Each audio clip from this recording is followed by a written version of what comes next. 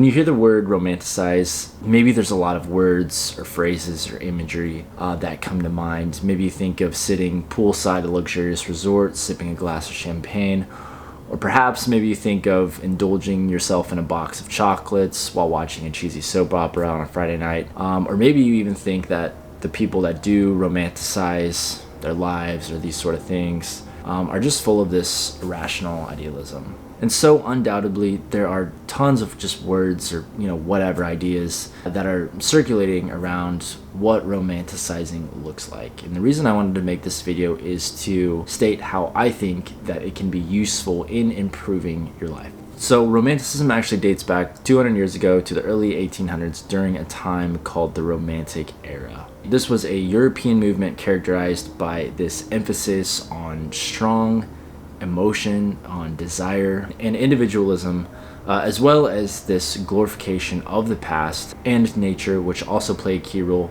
during the Age of Enlightenment. So Romanticism emerged as a response in the disillusionment of the Enlightenment values of order and reason in the aftermath of the French Revolution in 1879. So eventually Romanticism evolved and influenced contemporary music, science, theology, historical writings, and with its movement it became this European phenomenon in which people started to better understand self-awareness as a necessary precondition to improving society, representing a shift from this objective nature in the Age of Reason to a subjective nature during the Age of Enlightenment. So it's cool to know that Romanticism isn't just this foreign, la-la land concept, right? It has its roots in historical validity. And so why I think romanticizing your life can be so important is, so actually let me just back up here a little bit to the start of the pandemic. I had this thought to myself as I was living alone of, it's like, how can I turn this new way of life, my existence right now, into something extraordinary, right? Something that is unique and special, because the reality of our existence is within these simple tasks of just doing laundry, making dinner, folding your clothes and putting them away, right? It's like so much of just our life is really found in the mundane. It's not in the extravagant vacations, it's not in job promotions or whatever you want to fill in the blank. It's like most of life is just in the trivial. And the irony of celebrating these seemingly insignificant details of your life is it actually makes it a lot easier to manifest, because you're already in a place where you're just grateful for what you have. So we know that the quantum world is connected to the physical world. And what is manifested in our physical world, our reality, first must take place within the quantum world. This is something beyond the scope of idealism and realism. And as you begin to implement this practice of romanticizing your life, those moments where you're believing and you're trying to believe as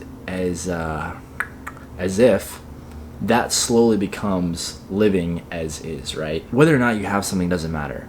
The brain and heart coherence remains the same regardless if the thing that you desire has manifested or not. And I view this idea of romanticizing in two different ways. One is just being thankful for what you have, right? It's turning the ordinary into an extraordinary experience. The second thing is just believing for the best, posturing your heart in a way that expects good to happen. I was watching the movie The Greatest Showman the other night, and in the beginning you have this young P.T. Barnum with Charity, who eventually becomes his wife, and they're in this abandoned mansion. And in the scene, they're exploring it and they're imagining this world of color and infinite possibilities.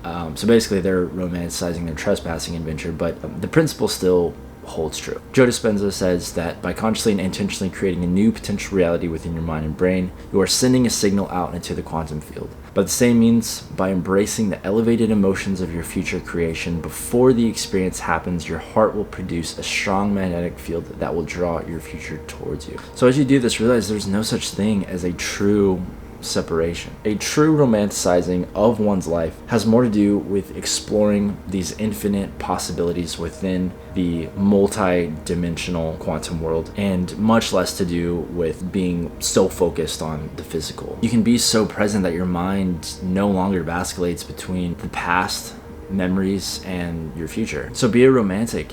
Dissolve these limiting beliefs and dare to believe beyond the scope of this 3D world that we live in. Throw out the word realistic from your vocabulary, letting go of what you think is possible or not possible. Being a modern day romantic is just learning how to alchemize your creative imagination. I remember in 2019 when I had like 0 friends out of this 5-year relationship. A lot of you guys know that story. I started to implement this practice of just romanticizing every possible thing I could do. I would just try to find joy in everything I could.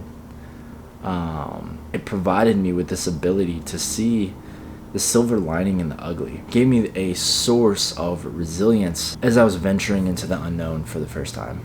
So it's like the romantic is an individual who, through the intentional observation of the unseen, of their future, grants themselves infinite possibilities and the power of permissionless leverage. So my closing words to you would be the main character of your own story. And if you don't like the chapter you're in, then just finish it, end it right where it's at, and then start a new one. And let this previous one be a part of what eventually will become a spectacular story. As Alex Hormozy says, the more disadvantages you have when you start, the more epic story you have when you win. And just being real, man, it's like if you're in a dark chapter of your life, you're fearful, you don't know what to do next, you can't make a decision without just overthinking it. And so romanticizing your life seems so difficult. Man, I just want to encourage you to have unwavering belief that things will get better. If you truly believe that, then know that your suffering has a deadline that is set to expire, and the only thing that is required of you